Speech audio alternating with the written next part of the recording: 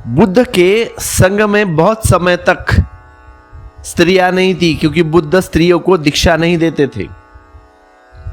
अब बहुत आग्रह करने पर उन्होंने स्त्री को दीक्षा देने शुरुआत कर दी। और पहली महिला जिसको बुद्ध ने दीक्षा दी है वह है कृषा गौतमी। अनूठी महिला है कृषा गौतमी। अत्यंत निवेदन करने पर बुद्ध ने स्वीकार कर लिया, लेकिन तब उन्होंने कुछ नियम बनाए। जब वे नियम बनाते थे तो उन्होंने भिक्षुओं से कई सवाल पूछे नियम बनाने के निमित्त भी क्या क्या नियम होना चाहिए, क्योंकि हम स्त्री को अब दीक्षित कर रहे हैं तो नियम क्या होने चाहिए स्त्री के लिए भी और पुरुष के लिए भी जो दीक्षा लेगा। तो आनंद ने बहुत सारे प्रश्न उठाए हैं नियम बनाने संबंध में, ताकि सब नियम विस्तार पूर्ण हो जाए। तो आनंद ने पूछा है कि कोई भिक्षु अगर किसी स्त्री को मार्ग पर मिले, तो भिक्षुओं को मार्ग पर मिले तो व्यवहार क्या होना चाहिए। अगर दोनों साथ मिलते हैं, एक सामने से आ रहा है, कोई एक ये साइड से आ रहा है, दोनों ही गौतम बुद्ध के शिष्य है, तो एक दूसरे से व्यवहार कैसा होना चाहिए। तो बुद्ध ने कहा है भिक्षुनी चाहे उम्र में उससे छोटी भी हो तो भी उसे प्रणाम करें।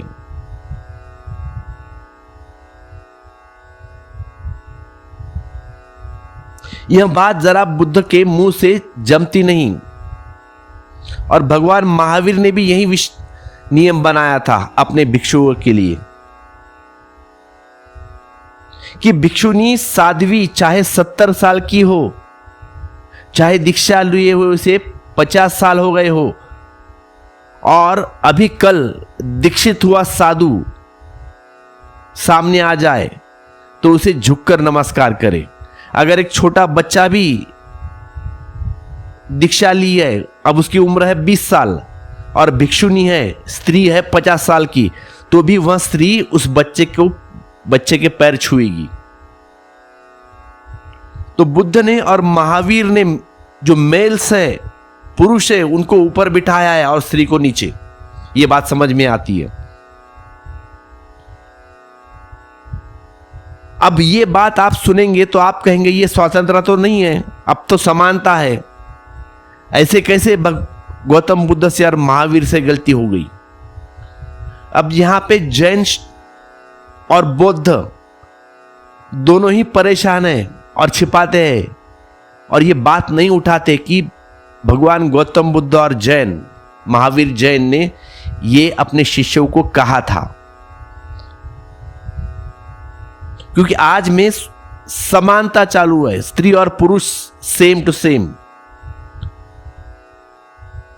और ये बात हमें जचती नहीं कि पुराने जमाने में बुद्ध और महावीर ने ऐसी बात की है। परेशानी हो गई, गलती हो गई क्या, इसलिए छिपाना, क्योंकि ये भगवान है। भगवान गौतम बुद्ध बोलते हैं हम भगवान महावीर, भगवानों से फिर गलती कैसी हो सकती है। नहीं, फिर बात छुपा लो। नहीं, ये बात अलग है, उसमें कुछ राज अलग था। क्यों कहा था गौतम बुद्ध ने और महावीर ने कि स्त्री को पुरुष को पैर छूना है, भले पुरुष छोटा हो भिक्षु से।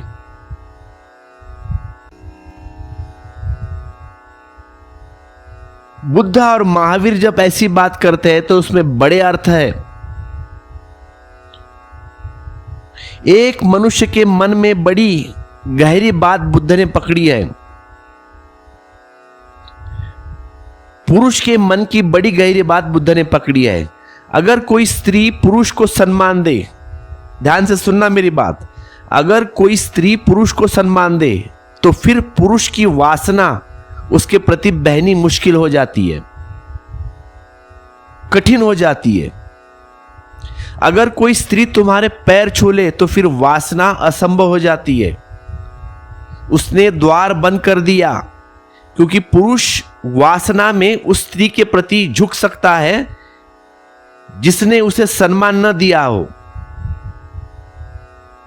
अगर कोई स्त्री तुमको बार बार तुम्हारे पैर छूती है जस्ट लाइक अ गुरु, तो उसके प्रति तुम्हारी वासना नहीं होती। फिर जिसने उसे आदर न दिया हो उसके प्रति वासना हो सकती है, क्योंकि वासना में झुकने का मतलब है पुरुष खुद अपनी आंख में अपने से नीचे गिरता है। इसीलिए वेश्या के साथ तुम जितनी वासना का संबंध बना सकते हो, किसी और के साथ बना नहीं सकते,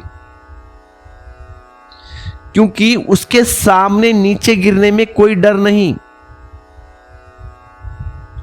क्योंकि उसने कभी तुम्हें आदर नहीं दिया।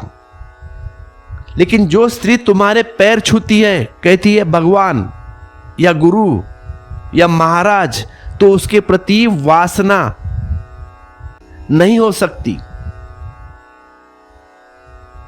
क्योंकि उसने तुम्हें आदर दिया है। तो वासना वहां पे मन में उठना ये इम्पॉसिबल बात है। और बुद्ध और महावीर ये चीज जानते थे,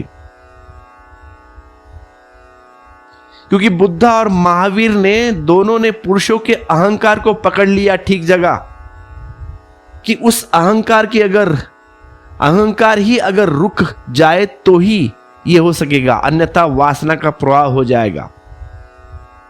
अगर कोई स्त्री तुम्हें बहुत सम्मान से तुम्हारे चरण छू ले, तो उससे तुम्हें इतना सम्मान दिया कि अब तुम्हें इस सम्मान की रक्षा करनी पड़ेगी। अब तुम्हें ऐसा व्यवहार करना पड़ेगा जिसमें उसका दिया गया सम्मान खंडित न हो। अब तुम वासना के तल पर नीचे न उतर सकोगे।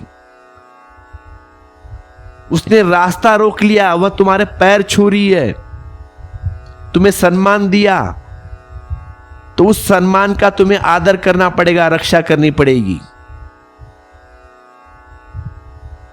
आनंद ने पूछा है कि अगर कोई ऐसी घड़ी आ जाए कि स्त्री और पुरुष साथ साथ हो, भिक्षु और भिक्षुनी साथ साथ हो, एक दूसरे का स्पर्श, तब बुद्ध ने कहा है कि पुरुष स्त्री को न छुए, स्त्री पुरुष को न छुए। आनंद ने कहा और अगर कोई मजबूरी आ जाए, अगर कोई बीमार हो, तब बुद्ध ने कहा वैसी दशा में छू सकते हो, लेकिन होश रखो। ध्यान रहे, बुद्ध का हमेशा जोर होश के ऊपर है। जो भी तुम काम करते हो, खाना खाओ, बैठो, नहाओ, कुछ भी करो, जो भी कुछ करना है होश में करना है। लेकिन तुम क्या करते हो, यहां पे खाना चालू है, सामने टीवी चालू है, तो पहले तो देखे ना, अगर देखना पड़े तो छुए ना, अगर छूना पड़े तो मूर्छा न रहे, होश रहे, भीतर जागा रहे भिक्षु।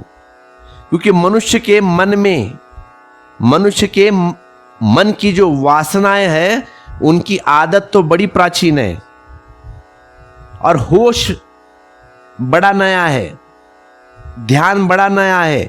ध्यान तो अभी अभी सादा है, साधना शुरू की है, और वासना तो बड़ी प्राचीन है, जन्मों जन्मों की है। उसे संस्कार, वासना के संस्कार बड़े गहरे हैं, और जरा सी भूल चूक हुई, जरा सा भी मन मूर्छित हुआ कि वासना के मार्ग से जीवन बहना शुरू हो जाता है।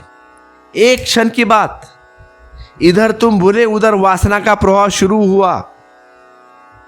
अगर जागे ही रहो, अगर भीतर होश को रखो, तो ही संभव है कि धीरे धीरे पुरानी परिपाटी टूटे, पुरानी लीक मिटे, नया रास्ता बने। मार के साथ संबंध पुराना है, राम के साथ संबंध बनाना है।